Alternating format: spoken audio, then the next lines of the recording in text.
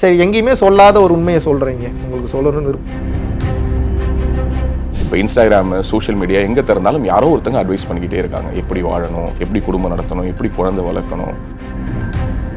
இப்போ நீங்கள் சிறைக்கு செல்லும் பொழுது உங்கள் மேல் வைக்கப்பட்ட பல புகார்களில் ஒன்று என்னன்னா, உங்களுடைய பேச்சுக்களுடைய சிறு சிறு பகுதிகளை வெட்டி பரப்புறாங்க. இல்லை, எவ்வளோதான் பிரதர் நம்மளும் ரொம்ப அவேராக இருந்தாலும் சில நேரத்தில் வந்து பார்த்தீங்கன்னா, என்னடா அவர் கூப்பிட்டாரு, நான் எதுக்கு வந்து பேசணும், இவர் என்ன இப்படிலாம் கேள்வி கேட்குறாரு, அப்படிலாம் கேள்வி கேட்க இப்போ நான் ஒரே ஒரு வேப்ப மரத்துக்கு அடியில் ஒரு பிச்சைக்கார உடையில் உட்காந்து இதே விஷயத்தை நான் சொல்லி கொடுத்தா இந்த வேல்யூ இருக்கும்னு நினைக்கிறீங்களா? ஒரு குருவுக்கு காணிக்கை கொடுப்பது சரியா, கட்டணம் கொடுப்பது சரியா? இவ்வளவுதான் என்னோட கேள்வி. நான் குருவும் இல்லை, நான் வாங்குவது காணிக்கையும் இல்லை.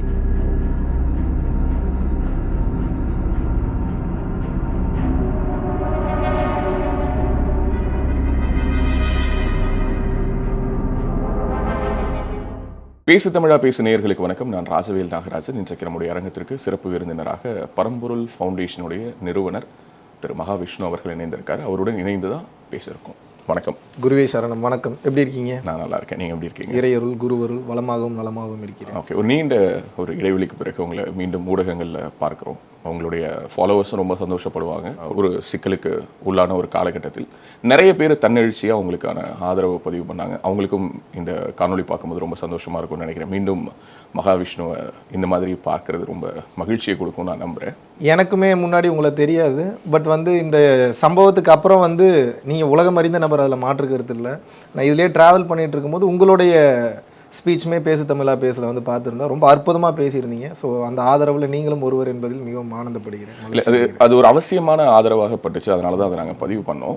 உங்களுடைய நீங்கள் இந்த இடைப்பட்ட காலகட்டத்தில், அதாவது நீங்கள் சிறைக்கு போயிட்டு வந்ததற்கு இடைப்பட்ட இந்த காலகட்டத்தில் இப்போ தான் நீங்கள் ஒரு ஊடகத்தில் ஒரு பேட்டி பதிவு பண்ணியிருக்கீங்க. அந்த பேட்டியும் நாங்கள் பார்த்தோம். இந்த பேட்டி அல்லது இந்த உரையாடல் அப்படிங்கிறது மகாவிஷ்ணுவை வந்து ஏற்கனவே பின்தொடர்பவர்களுக்கு யாருன்னு தெரியும், தெரியாதவர்கள் யாருன்னு தெரிஞ்சுக்கிறதுக்கு பல பேட்டிகள், பல காணொலிகள் உங்களுடைய யூடியூப்லேயே இருக்குது. இதை தாண்டி சில விஷயங்கள் பேசலாம்னு நினைக்கிறேன். ஒரு தாராளமாக ஒரு எல்லையற்ற ஒரு உரையாடலாக இதை வச்சுக்கலாம் அப்படிங்கிற மாதிரி நினைக்கிறேன். With pleasure. ஓகே, உங்களுடைய பயணம், உங்களுடைய ஜேர்னி பார்க்கும்போது பல பேட்டிகளில் நீங்களே சொல்லியிருக்கீங்க. இந்த மாதிரி என்னுடைய அப்பா வந்து ஒரு டெய்லர், என்னுடைய சொந்த ஊர் வந்து மதுரைக்கு பக்கத்தில் ஒரு சின்ன ஊர் அலங்காநல்லூரில் தான் பிறந்திருக்கீங்க, பிழைக்க போன ஊர் தான் திருப்பூர் அப்படின்லாம் சொல்லியிருக்கீங்க. சிறு வயது பால்யம் அப்படிங்கிறது மகாவிஷ்ணுவுக்கு ரொம்ப அவ்வளோ ஒரு ஃபேவராக இல்லை, அல்லது அது ஒரு கசப்பான காலகட்டம் அப்படிங்கிற மாதிரியான ஒரு புரிதல் எடுத்துக்கலாமா? அதுதான் உண்மை இல்லை? அப்படி கிடையாதுங்க. எப்பயுமே வந்து முன்னே இனிக்கும் பின்னால் முழுவதும் கசக்கும் விஷம், முன்னே கசக்கும் பின்னால் முழுவதும் இனிக்கும் சிவம் என்று நான் கருதுகிறேன். ஓகே. ஸோ அந்த அனுபவங்களை கடந்தால் தானே பக்குவம் வரும். பக்குவம் பெற்றால் தான் அனுபவங்களை கடந்த நிலையில் வந்து உணர்ந்து வாழ முடியும். ஸோ இறைவன் வந்து அந்த வகையில் என்னை மிகச் சரியாக வழிநடத்தி கொண்டு வந்திருக்கிறார் என்று நினைக்கிறேன். ஓகே, தாத்தா பாட்டிக்கிட்ட தான் வளர்ந்துருக்கீங்க இல்லை? அதிகபட்சமான காலகட்டம் இல்லை, அப்பா அம்மா வளர்த்தாங்க. அப்புறம் ஒரு குறிப்பிட்ட காலகட்டத்துக்கு அப்புறம் அப்பா அம்மாவுக்கு ஒரு சின்ன ஃபைட்டு, அதனால தாத்தா பாட்டி வந்து கொஞ்ச நாள் வளர்த்தாங்க. அப்பயும் அம்மா கூட இருந்தாங்க. அதுக்கப்புறம் மறுபடியும் அப்பா அம்மா கிட்டே வந்துட்டேன். ஓகே. ஸோ உங்களுடைய இந்த இளம் வயது, அதற்கு பிறகான ட்ராவலில் நான் பார்க்கும்பொழுது ஒரு சராசரியான ஒரு தமிழ்நாட்டில் பிறந்த ஒரு நடுத்தர வர்க்கத்து இளைஞனுடைய ஒரு போராட்டம், ஏதாவது ஒன்று பண்ணணும், நமக்கு ஒரு மேடை கிடைக்கணும், நமக்கு ஒரு அங்கீகாரம் கிடைக்கணுங்கிற ஒரு தேடல் இருக்கிறதா நான் பார்க்குறேன். ஸோ அந்த தேடல் வந்து உங்களை ஒரு மாதிரி புஷ் பண்ணி தள்ளிக்கிட்டே இருந்ததா? அடுத்து என்ன அடுத்து என்ன அடுத்து என்ன அப்படின்னு சொல்லிட்டு. ஆமாம், தேட தானே இங்கே என்ன இருக்குன்றது தெரிய வரும். ஸோ அந்த வகையில் பார்க்கும்போது தேடி தேடி தேடி தேடி ஒரு கட்டத்திற்கு மேலே இங்கே தேடுவதற்கு எதுவுமே இல்லை என்று புரிந்து கொள்ளக்கூடிய இந்த தன்மைக்கு இறைவன் கொண்டு வந்திருக்கிறார் என்று நினைக்கிறேன். ஓகே. ஸோ உங்களுடைய இந்த தேடல்ங்கிறது ஒரு டெலிவிஷன் ஷோஸில் ஆரம்பித்து சினிமாவுக்கு போய், ஆமாம், பொருள் சார்ந்து ஆரம்பித்து அருள் சார்ந்து முடிந்திருக்கிறதுன்னு சொல்கிறத விட அருள் சார்ந்து தொடர்ந்து கொண்டே இருக்கிறது என்று சொல்லலாம். ஏன்னால் இது முதலும் இல்லாத முடிவும் இல்லாத பயணம் இல்லையா? ஓகே. ஸோ அந்த தேடல் தான் உங்களை கொண்டுட்டு வந்து ஒரு இடத்துல ஆன்மீகத்தை நோக்கி நகர்த்தினதா நீங்கள் பல இடங்களில் பேசியிருக்கீங்க. எப்படி உங்களுக்கு இந்த ஞானம் கிடைத்தது அப்படிங்கிறத பற்றி நீங்கள் பேசின விஷயங்கள்லாம் பார்த்தேன்.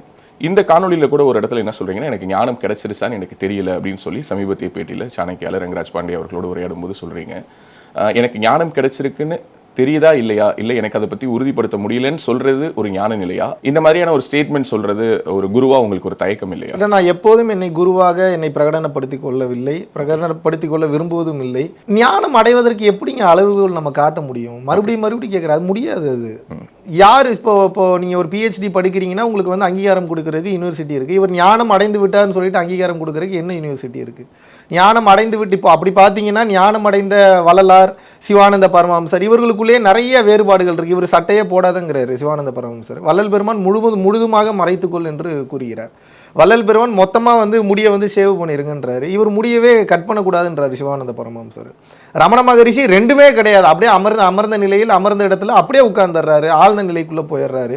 தெளிவு பெற்ற ஞானிகளுக்குள்ளேயே இவ்வளோ வேற்றுமைகள் இருக்குது. ஸோ அப்படி இருக்கக்கூடிய வகையில் பார்க்கும்போது ஞானம் பெற்றதற்கு இதுதான் அளவுகோல், இவ்வளோதான் ஞானம் பெற்றால் இதுதான் பேசணும், இதுதான் பேசக்கூடாது அப்படிலாம் கிடையாது. ஞானம் என்பது அது எல்லையற்றது, அவரவர் புரிதலுக்கு அப்பாற்பட்டது, புரிதலை கடந்தது, இறைநிலையை பற்றி முழுதுமாக உணர வைக்கக்கூடிய ஆற்றல் பெற்றது. ஸோ இதுக்கு வந்து எப்படி நம்ம வந்து ஒரு அளவுகோல் சொல்ல முடியும்? இன்னொன்று சொல்லி முடிச்சிடுறேன் இதை பற்றி, ஞானத்தை பற்றி. நான் அப்படின்றது வந்துட்டாவே அங்கே ஞானம் இல்லைன்னு அர்த்தம். அப்போ நீங்கள் கேட்குற கேள்வி நீ ஞானம் அடைஞ்சிட்டியான்னு கேட்குறீங்க. எப்படி நான் ஞானம் அடைந்து விட்டேன்னு எப்படி சொல்ல முடியும்? நான்றது இருக்கிற வரைக்கும் எப்படி ஞானம் வரும்? நான் என்கின்ற தன்மையை கடந்தது தான் ஞானம். அப்போ எப்படி நான் என்ன ஆப்ஜெக்ட், சப்ஜெக்ட் வந்துடுது. ஞானம் அப்படின்னா வந்து பார்த்தீங்கன்னா எகைன் இன்னொரு ஆப்ஜெக்ட், சப்ஜெக்ட் வந்துடுது. அடைந்து விட்டேன் அப்படின்னா என்னோட டிசையரு.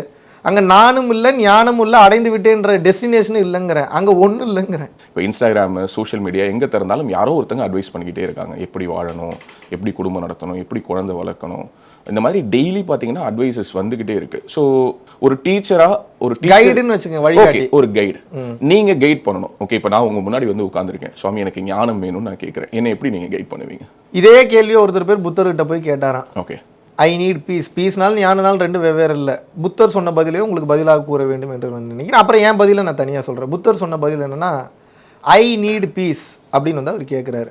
அப்படியாப்பா, ஐ அப்படின்றத எடுத்துருப்பா, அது வந்து ஈகோ. சரிங்க, அடுத்து என்ன இருக்குது? நீடுங்க, நீடுன்றதையும் தூக்கிடு, அது வந்து பார்த்தோன்னா நீடு, அது வந்து டிசையர், அதையும் தூக்கிடு. அப்போ என்னப்பா இருக்குது? பீஸ். ஸோ அகங்காரத்தையும் டிசையரையும் தூக்கிட்டேன்னா இருக்கிறது தானாக இருக்கும்ப்பா. இப்போ பிரச்சனைனா ஞானம் என்பது உனக்குள்ளே தான் இருக்கிறது. நான் என்கின்ற அகங்காரமும் ஒன்றை நான் அடைய வேண்டும் என்ற அந்த ஆசையும் அந்த டிசையரும் அந்த உண்மையான ஆனந்தத்தை அடைய விடாமல் வந்து தடுத்து கொண்டிருக்கிறது.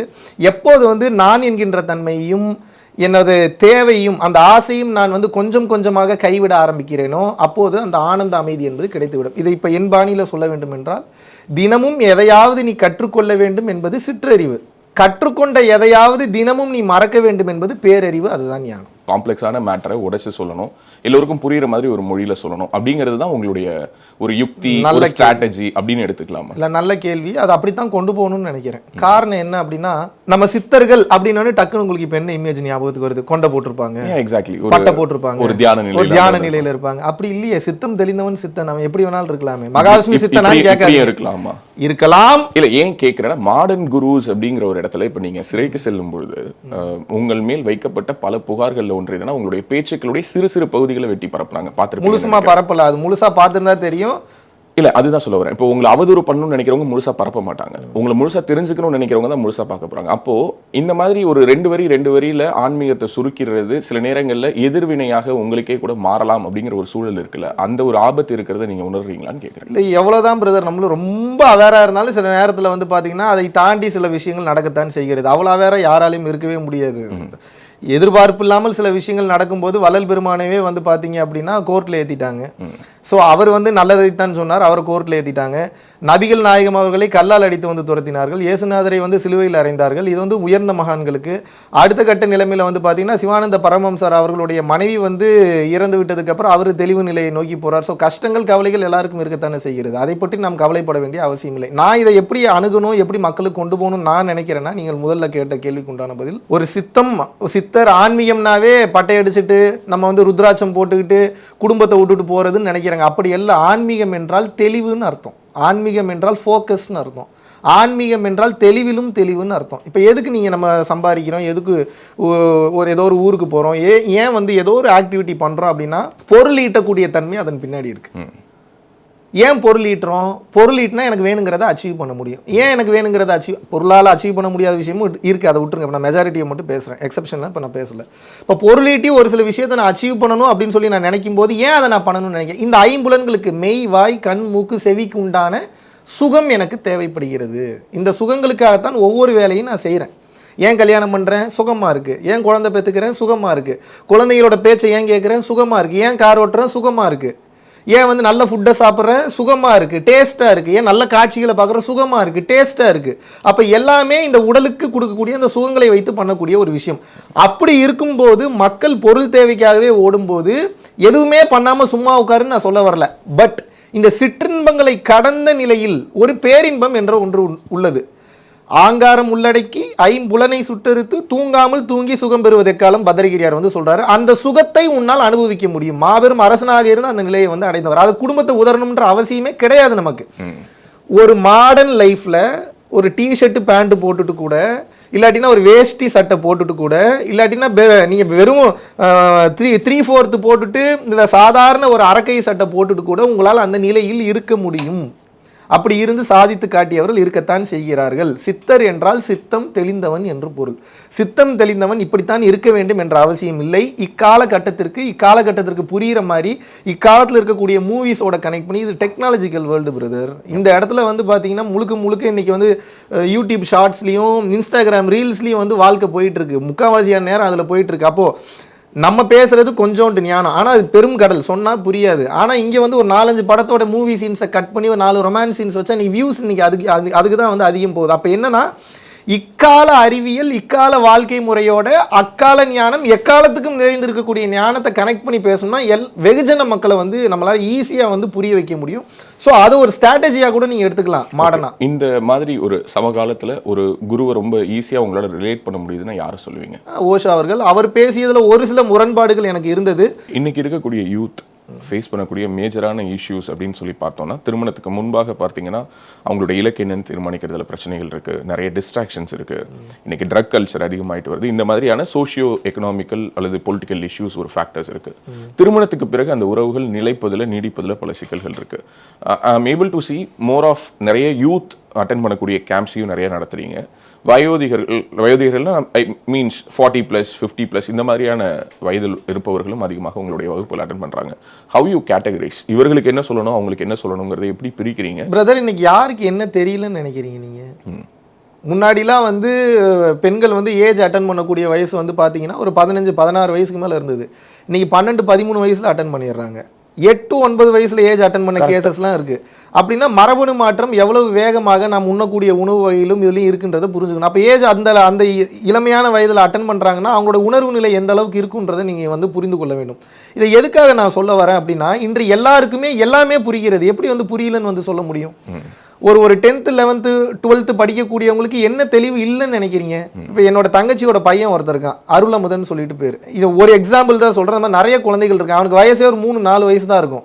அவன் என்ன கேள்வி கேட்குறான் தெரியுங்களா? நேற்று நான் திருப்பூர் போயிருக்கும் போது, மாமா வந்துட்டிங்களா, சாப்பிட்டீங்களா, தூங்குனீங்களா எல்லாம் கேட்டுட்டு அவங்க அம்மாவை கேள்வி கேட்குறான் திருப்பி. என்ன எப்போ பார்த்தாலும் இந்த மாமா மட்டும்தான் வீட்டுக்கு வந்துட்டே இருக்காரு, இவங்க சொந்தக்காரங்க யாருமே வரமாட்டாங்க, இவன் தம்பி ஏன் வரமாட்டாரு, நீ கூப்பிட மாட்டியாமன்னு அம்மாட்ட சண்டைக்கு போகிறான். ஒரு 30-35 வயசுல இருக்கக்கூடிய மெச்சூரிட்டியில பேசக்கூடிய ஆட்கள் பேசக்கூடியது ஒரு 3-4 வயது குழந்தை வந்து பேசுகிறது. எப்படி வந்து குழந்தைகளுக்கு எதுவும் தெரியலன்னு வந்து சொல்றீங்க? ஒரு குழந்தை எல்லாத்தையும் சென்ஸ் பண்ணுது.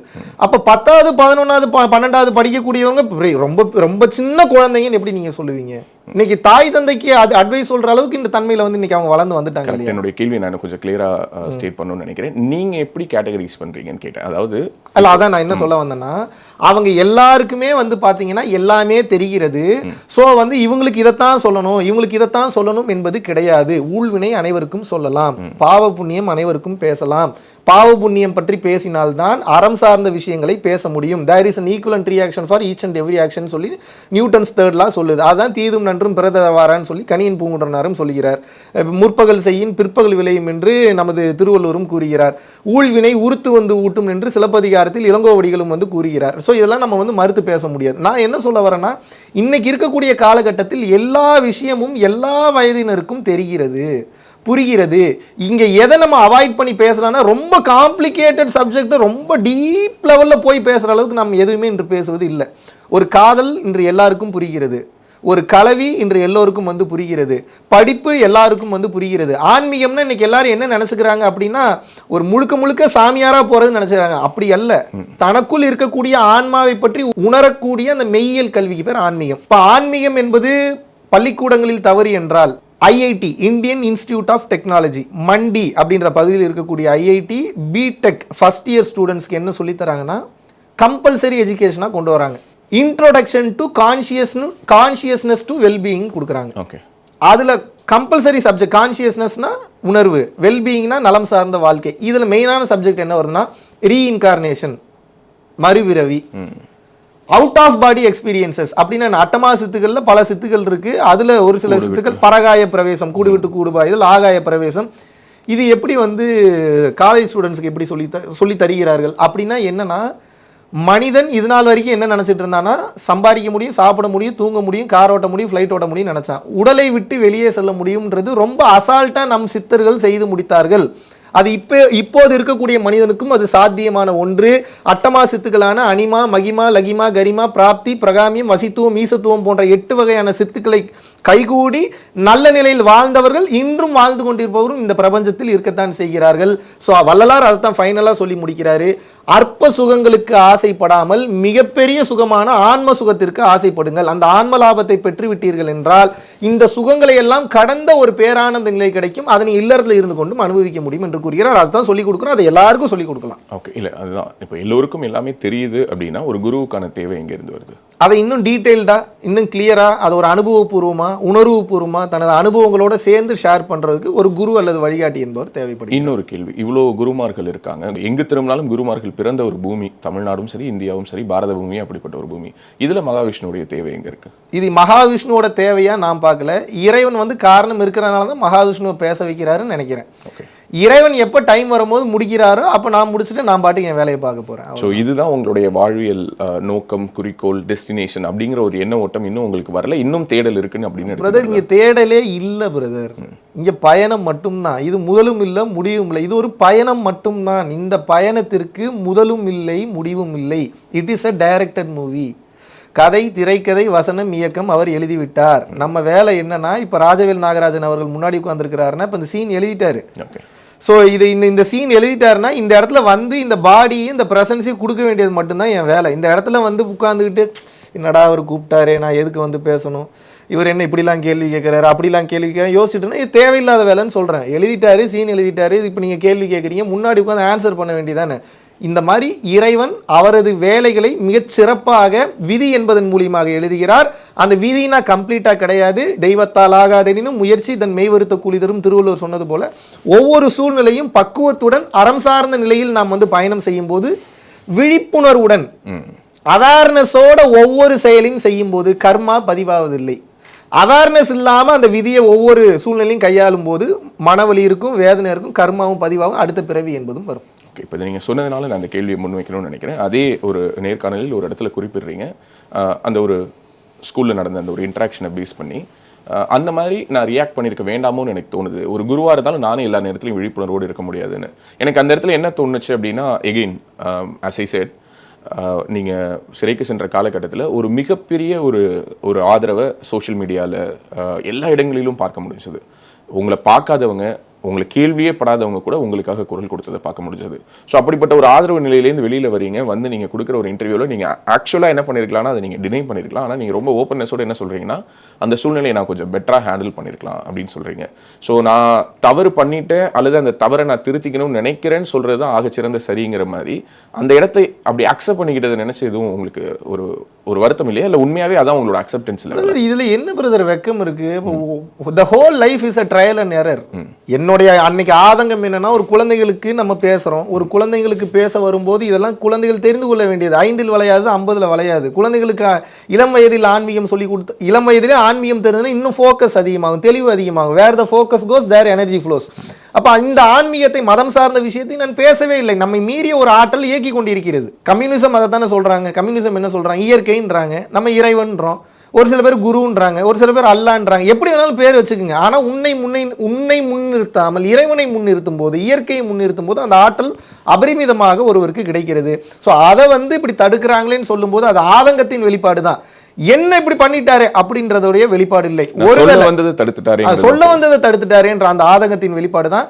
இருந்தாலும் இன்னும் கொஞ்சம் எளிமையாக, இன்னும் கொஞ்சம் பொறுமையாக வந்து அணுகியிருக்கலாம். ஜென்ரலி பிரதர், இன்னொரு விஷயமும் வெளிப்படையாகவே பேசுறேன்னு, சில நேரங்களில் நம்மளை மீறி ஒரு செயல் நடக்கும். உண்மை. நீங்க சொல்லலாம் என்ன வேணா, நீங்க தெளிவாக இருந்திருக்கணும், கவனம். அது அப்படி இல்லை.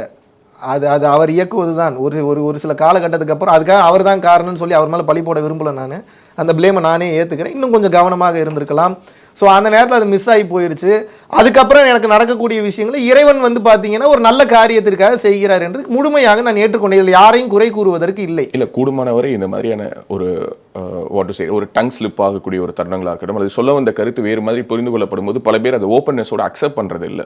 ஸோ ஐ திங்க் இதுவே உங்ககிட்ட இருந்து எடுத்துக்க வேண்டிய ஒரு டேக் அவேன்னு நான் நினைக்கிறேன். ஏன்னா நம்மளை வந்து எவ்வளோ பேர் ஃபாலோ பண்ணுறாங்க, இல்லை நம்ம தப்பு பண்ணிட்டோன்னு சொன்னால் அது சரியாக இருக்குமா, அல்லது அதுக்கு பிறகு நம்ம சொல்கிற ஸ்டேட்மெண்ட்ஸோட வேலிடிட்டி என்னன்னு யோசிக்காம ஒரு ஓப்பன்னஸோட நீங்கள் அணுகுனது, அந்த பேட்டியில் சொன்னதும் சரி, இப்போ நீங்கள் சொல்கிறதையும் சரி, பர்சனலாகவே நான் அதை அப்ரிஷியேட் நன்றி. நான் என்ன நினைக்கிறேன்னா பிரதர், லைஃப் மொத்தமுமே தவறு பண்ணி தான் கற்றுக்குறோம். அதான் அந்த விஸ்வாமித்திர மேட்டர் மட்டும் முடிச்சார். ஒரு பிளானட்டை உருவாக்கக்கூடிய ஆற்றல் பெற்றவர் அவர் வந்து ஸ்லிப் ஆகுறாரு ஒரு சில இடங்கள்ல.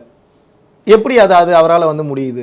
சில நேரங்களில் உயர்ந்த நிலை பெற்ற மகான்களே வந்து பார்த்தீங்கன்னா கடுப்பாகி சாபம் கொடுத்துட்றாங்க.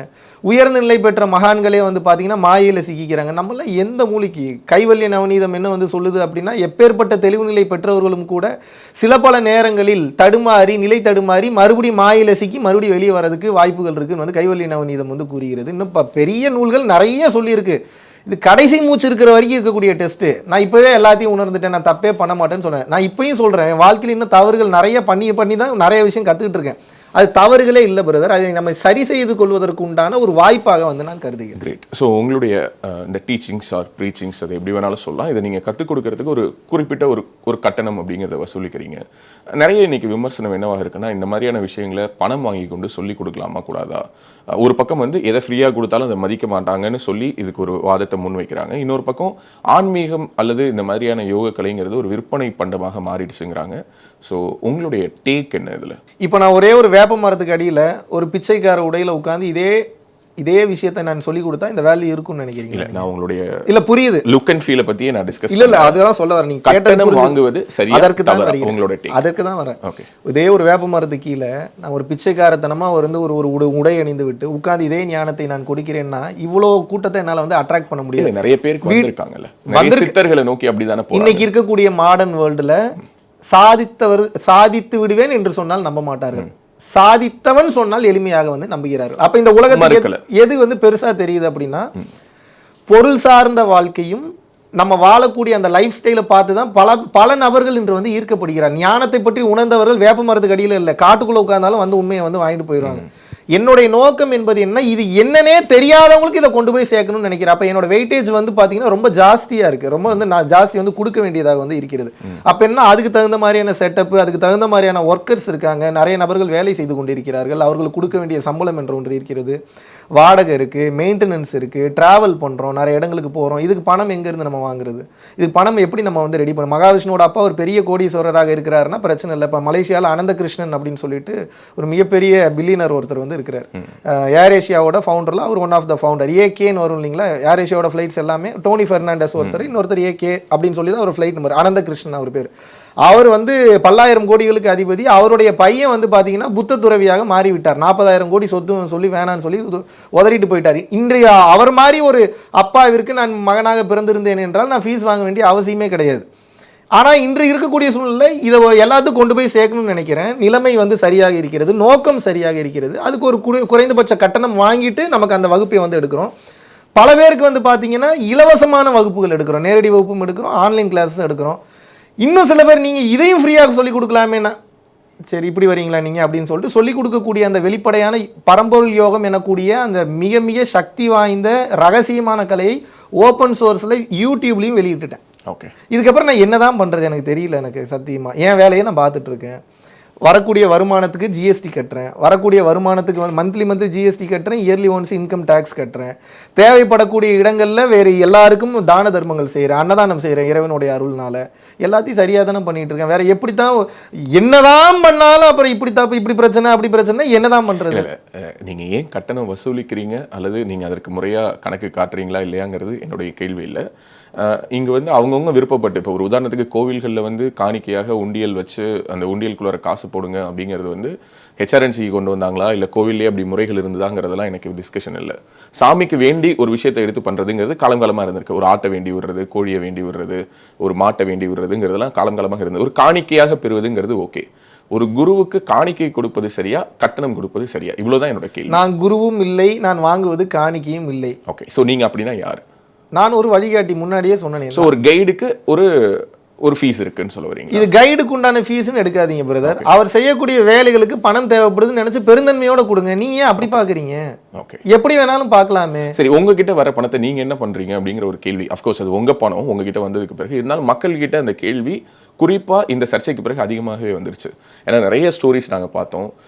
நூற்றுக்கணக்கான ஏக்கர்ல ஆசிரமம் அமைச்சிட்டாரு, பலாயிரம் கோடிகள் சொத்து சேர்த்து, ஆஸ்திரேலியால தீவு வாங்கிட்டாரு, ஆஸ்திரேலியால தனி ஃபிளைட் பிரைவேட் ஜெட் வாங்கிட்டாரு. ஆமா, அப்படி ஒரு வீடியோ நீங்களே ஒரு பைலட் மாதிரி மோட்ல, அது உங்களோட ஜெட் தானே அது இல்லையா? இல்ல அப்படி எல்லாம் ஆஸ்திரேலியால 15,000 ரூபாய் இருந்தா யாரு வேணாலும் ஃளைட் ஓட்டலாம். ஓகே, சோ இப்படியான கதைகள் எல்லாம் வரும்பொழுது இந்த கேள்வி ஏன் முக்கியத்துவம் பெறுதுன்னா, அப்படின்னா இந்த வர பணத்தை மகாவிஷ்ணு என்ன பண்றாரு? நிறைய பண்றாரு. இன்னைக்கு நீங்க அக்கௌண்ட்டை செக் பண்ணீங்கன்னா மகாவிஷ்ணு என்ன பண்ணாருன்றது தெரியும். இதனால உங்களுக்கு சிம்பிளா உங்களுக்கு சொல்லி புரிய வச்சிடறேன்.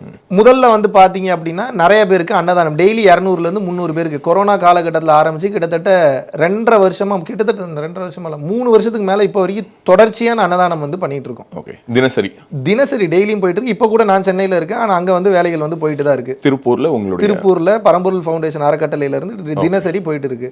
அது மட்டும் இல்லாம படிக்க முடியாத பல குழந்தைகளுக்கு வந்து படிப்பு அவங்களுடைய ஃபீஸ் வந்து கட்டிட்டு இருக்கோம். ஸ்போர்ட்ஸ் கோட்டால நல்ல நிலையில வந்து இருக்கிறவங்க, பட் வந்து அடுத்த கட்டம் போக முடியலன்றவங்க இப்போ கூட ஜனகன் அப்படின்ற ஒரு பையனை வந்து இந்த பேட்மிண்டன் வேர்ல்டு சாம்பியன்ஷிப் வந்து இந்தோ நேபாள் சாம்பியன்ஷிப்க்கு வந்து ஸ்பான்சர்ஷிப் பண்ணி அமுச்சு வை தங்கம் வென்று வந்துள்ளார். ஸோ அதுபோக வந்து பார்த்தீங்கன்னா அரசு பள்ளிக்கூடங்களுக்கு வந்து பார்த்தீங்கன்னா பாத்ரூம் கட்டித்தரது, மற்ற விஷயங்கள் பண்ணுறது, இந்த மாதிரியான கட்டடங்களை சீரமைக்கும் பணி வந்து பண்ணிட்டு இருக்கோம். மரக்கன்றுகள் நடுதல், இலவச கண் சிகிச்சை மருத்துவ முகாம், பாத சிகிச்சை முகாம். இந்த சர்ச்சையான இந்த இஷ்யூல கூட பார்த்தீங்கன்னா அந்த ஸ்கூலுக்கும் நீங்கள் ஒரு 1 lakh டொனேட் பண்ணியிருந்தீங்க. ப்ரோ, நான் எல்லா ஸ்கூலுக்கும் பண்ணுறது தான் பிரதர். யாராவது ஒரு உதவின்னு கேட்டால் பண்ணுறது தானே. இப்போ எல்லாரும் என்ன நினைப்பாங்கன்னா 1 லட்ச ரூபா டொனேஷன் கொடுக்குற அக்கௌண்ட்ல பல கோடி வச்சிருப்பாருன்னு நினைக்கிறாங்க. அப்படி இல்லையா? 1 லட்ச ரூபா டொனேஷன் கொடுக்குறதுக்கு 1,01,000 ரூபா இருந்தால் போதுமே.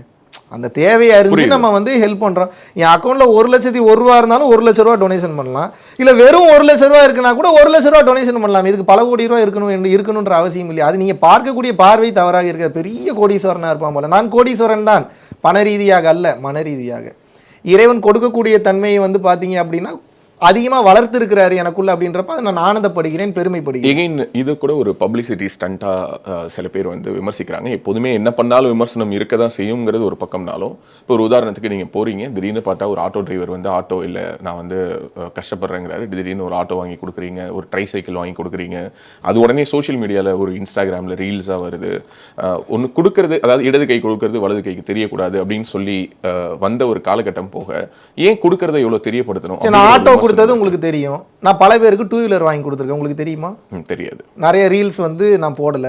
சரி, பல பேருக்கு வந்து பாத்தீங்கன்னா ஐபோன் கிட்டத்தட்ட ஒரு 50 ஐபோனுக்கு மேல ஃப்ரீயா நான் கிஃப்ட் பண்ணியிருப்பேன். தெரியுமா உங்களுக்கு? இப்போ நான் அதையும் பதிவு பண்ணி பப்ளிசிட்டி தரேன். இதையும் நீங்க பேசுவீங்க எனக்கு தெரியும். இருந்தாலும் வெளிப்படையா சொல்றேன். சரி, நிறைய பேருக்கு சைக்கிள், வெறும் சைக்கிள் வாங்கி கொடுத்துருக்கேன். தெரியுமா உங்களுக்கு? நிறைய குழந்தைகளுக்கு வந்து படிக்க முடியாத குழந்தைகளுக்கு பல்வேறு விதமான உதவிகள் பண்ணியிருக்கேன். தெரியுமா உங்களுக்கு? நான் காட்டியது 0.1%. நான் செய்த விஷயங்களை காட்டாது 99% மேல இருக்கு. ஏன் காட்டணும் அப்படின்னு? ஏன் காட்டல அது முதல்ல சொல்லிடுங்க. அது என் வேலையே இல்லை. என்ன பண்றத பூரா காமிச்சுட்டே இருக்க முடியுமா? ஒரு கேமரா எடுத்துட்டு சுத்திட்டே இருக்க முடியுமா? அப்புறம் ஏன் இதை காட்டுனீங்க? இதை பார்த்து இன்னும் 4 பேர் தெரிஞ்சுக்கட்டும். இது போல வந்து தர்மத்தில் இருக்கக்கூடிய வலிமையை தெரிந்து கொள்ள வேண்டும். சிவவாக்கியர் தெளிவாக எழுதுகிறார். ஆடு நாடு தேடினும் யானை சேனை தேடினும் கோடி வாசி தேடினும் குறுக்கே வந்து நிற்குமோ. இது எதுவுமே வராதரா அவங்க கூட. அப்போ எது வந்து நிற்கும்? ஓடியிட்ட பிச்சையும் உகந்து செய்த தர்மமும் சாடி விட்ட குதிரை போல் தர்மம் வந்து நிற்குமே.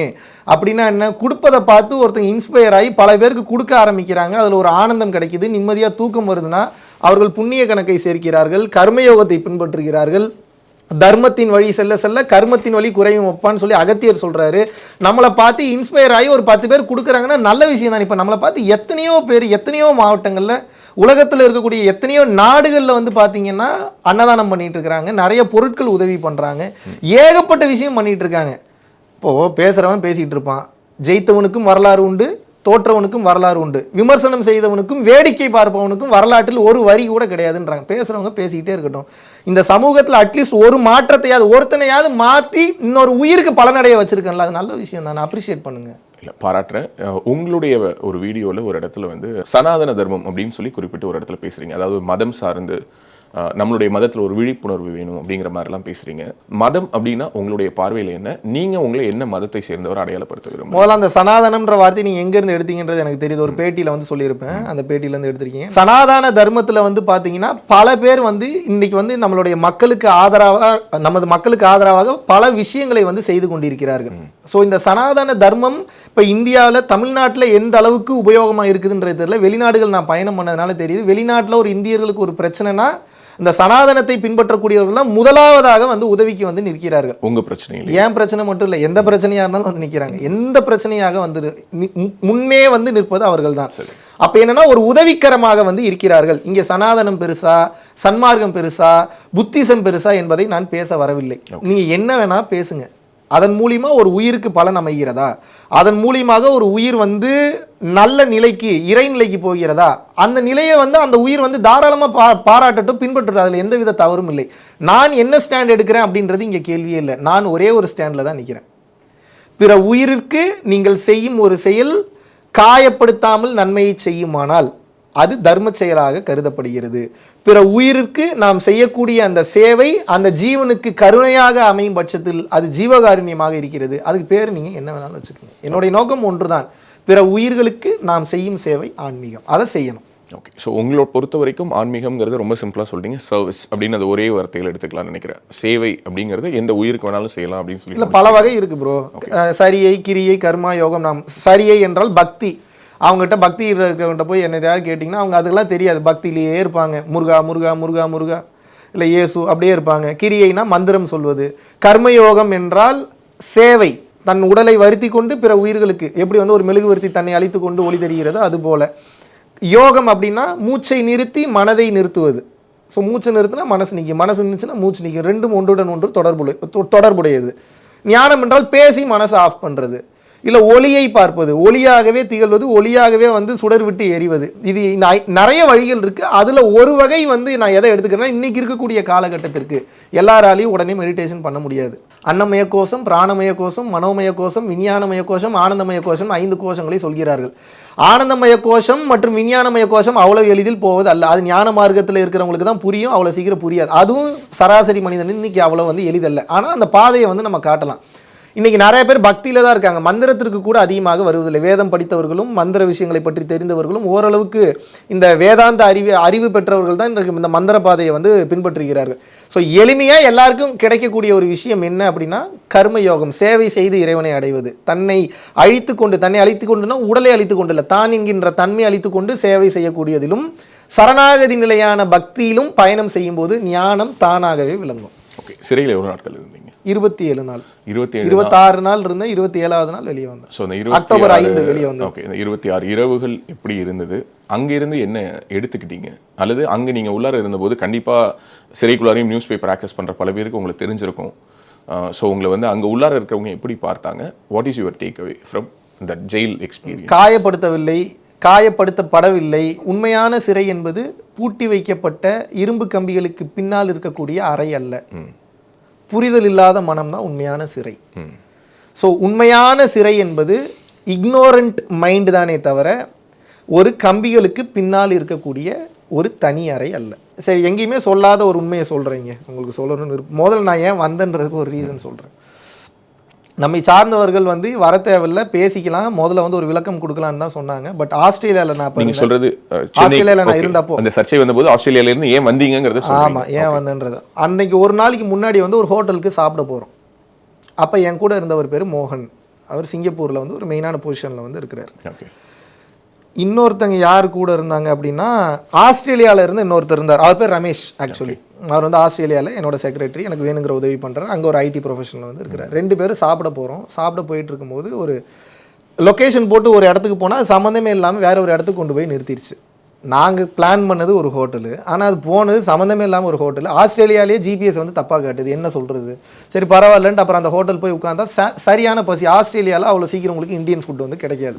ஸோ அப்போ உட்காந்துட்டு இருக்கும்போது என்ன ஆகுது அப்படின்னா, என்னடான்னு சொல்லிட்டு பார்த்தா ஒரு நார்த் இந்தியன் ஹோட்டலு. எங்களுக்கு ரைஸ் சாப்பிடணும்னு எனக்கு ரொம்ப ஆசை. ஏன்னா ரொம்ப நாள் வந்து இப்போ பீஸா பர்கரு இந்த மாதிரியே சாப்பிட்டு நம்ம ஒரு இந்தியன் ஃபுட் வந்து கிடைக்கலையே. அன்னைக்கு இருந்த இடம் வேறு சிட்னி ஆக்சுவலாக. ஓகே, அப்போ என்ன பண்ணுறது அப்படின்னு சொல்லி முழிச்சுட்டு இருக்கும்போது தான் டக்குன்னு வந்து பார்த்தீங்க அப்படின்னா அந்த ஹோட்டலினுடைய ஒர்க்கர் வந்து வராரு.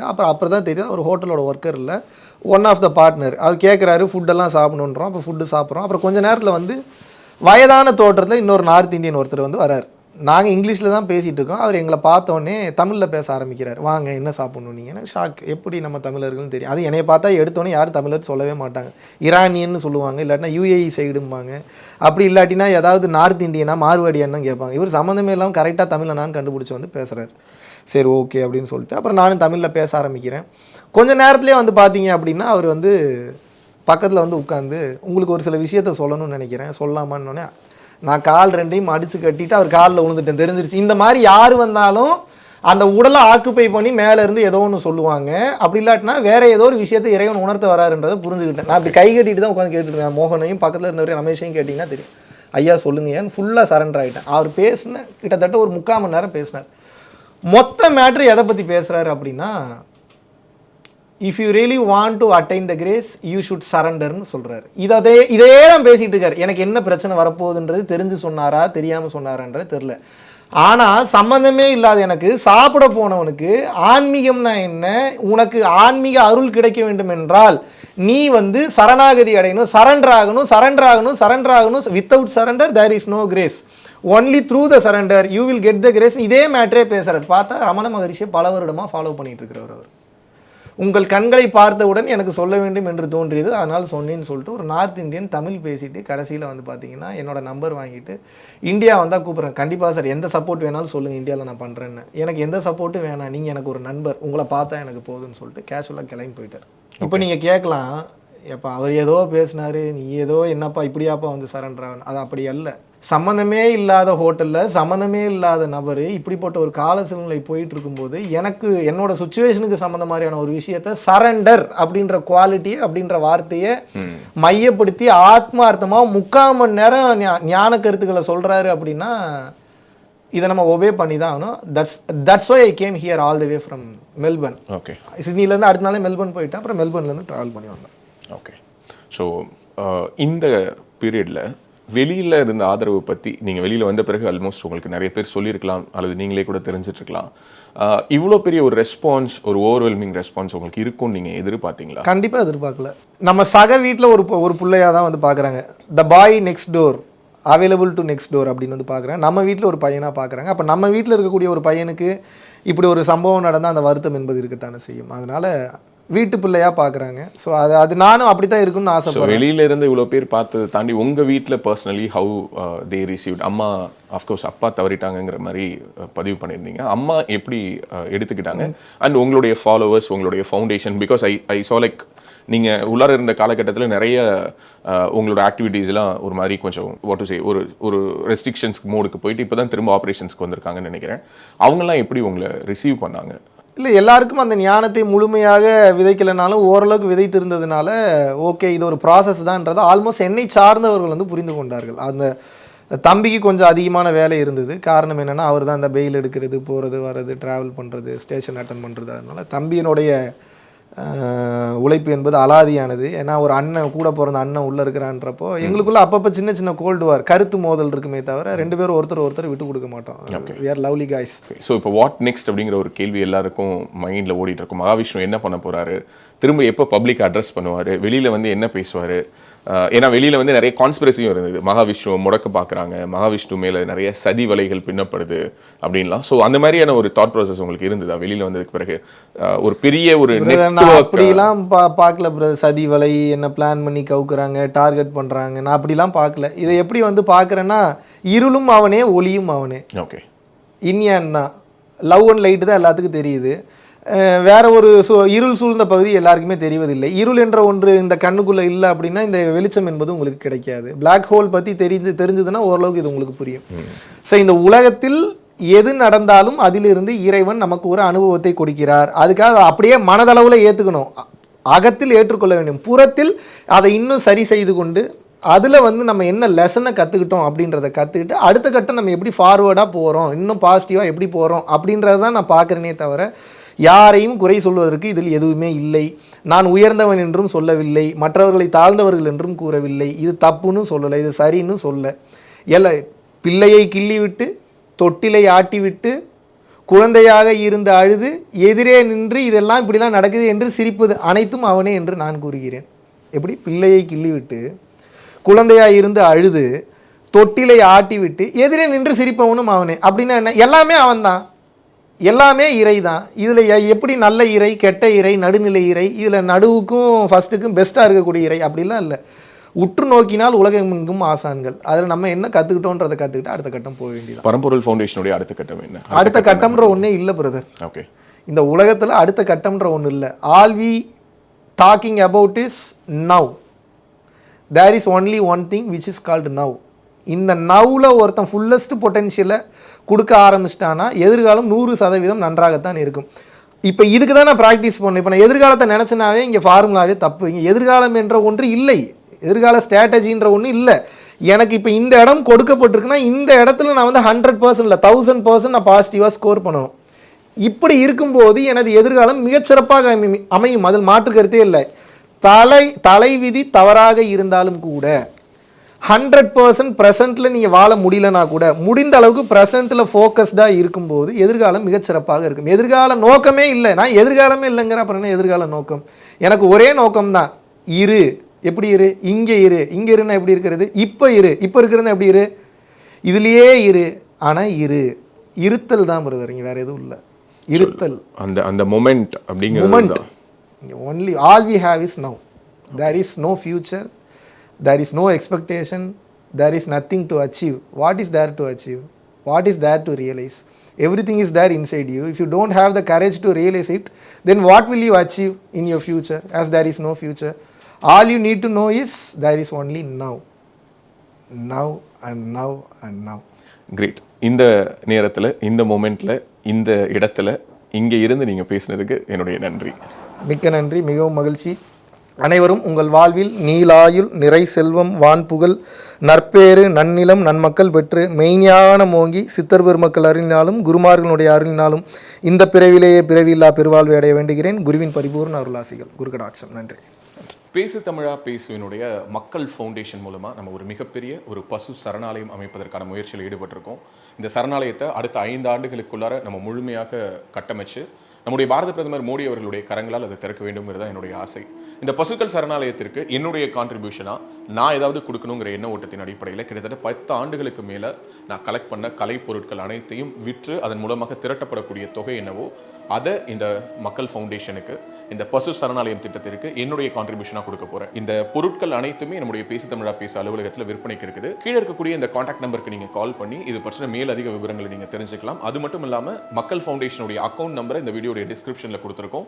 நீங்கள் நேரடியாக அந்த அக்கௌண்ட் நம்பர் மூலமாகவும் உங்களுடைய கான்ட்ரிபியூஷன்ஸை கொடுக்கலாம். பேசு தமிழா பேசு ஒரு சேனல் கிடையாது, அது ஒரு இயக்கம்னு நான் உறுதியாக நம்புகிறேன். உங்களுடைய குரலை தான் நாங்கள் ஒவ்வொரு வீடியோலையும் பேசுகிறோம், உங்களுடைய மனசாட்சியை தான் நாங்கள் பிரதிபலிக்கிறோங்கிற ஒரு எண்ணம் எங்களுக்கு இருக்குது. அதே எண்ணம் உங்களுக்கு இருந்ததுன்னா தொடர்ந்து பேசு தமிழா பேசுவனுடைய முயற்சிகளுக்கு நீங்கள் கொடுக்கக்கூடிய ஆதரவை இந்த பசுக்கள் சரணாலயம் திட்டத்திற்கும் கொடுக்கணும்னு சொல்லி ரொம்ப தாழ்மையோடு கேட்டுக்கிறேன். உங்களுடைய அன்பாலையும் ஆதரவாலையும் தான் பேசு தமிழா பேசி இயங்கிக்கிட்டு இருக்கு. அதற்கு என்றென்றைக்கும் நன்றி.